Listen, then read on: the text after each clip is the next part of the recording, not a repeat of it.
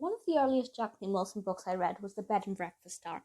Now, I say one of the earliest, I mean maybe one of the first 10 that I read. I can't remember the exact order after the first 3 or 4, but it was definitely one of my first looks into one of her longer novels.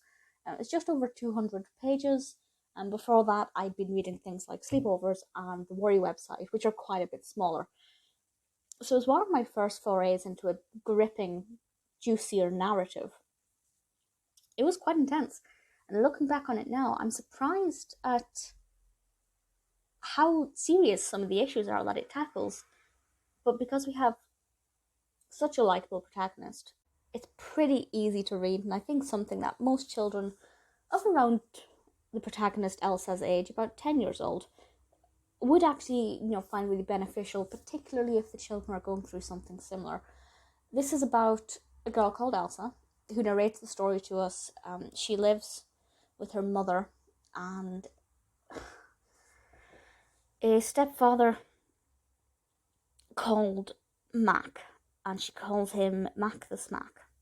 Straight away you can tell that this is not going to be free from physical violence. It's not abundant, it's not over the top, but he's not a very nice man, and he doesn't make Elsa's life particularly amazing. But what the main thing this is about is not so much that, it's more about the fact that Elsa has to continuously move around, and finally, eventually, they have to end up moving into a hotel, a B&B, because they've been evicted. And it's all about Elsa's life in this B&B, having lost basically everything she knew and loved, and about the family unit breaking down and the obstacles that they face. It's not just Elsa, she also has a younger sister, Pippa, and then like a tiny brother, Hank. And it's all about her perspective on things that are happening around her. And I'm not going to say how it concludes, but it has quite a surprise kind of narrative development that I wasn't expecting. There will be, unfortunately, a lot of children in this world, and certainly in this country, in the UK, who are in similar situations where they have no fixed abode, or where they have to live in the B&Bs or shared accommodation, where their environment is quite similar and crowded to Elsa's. So I feel like there's something there that a lot of people could relate to, even if their stories aren't identical. And that's obviously something Jacqueline Wilson is fantastic at, and always has been. She writes stories that young children can relate to and want to read about and can gain benefit and confidence from.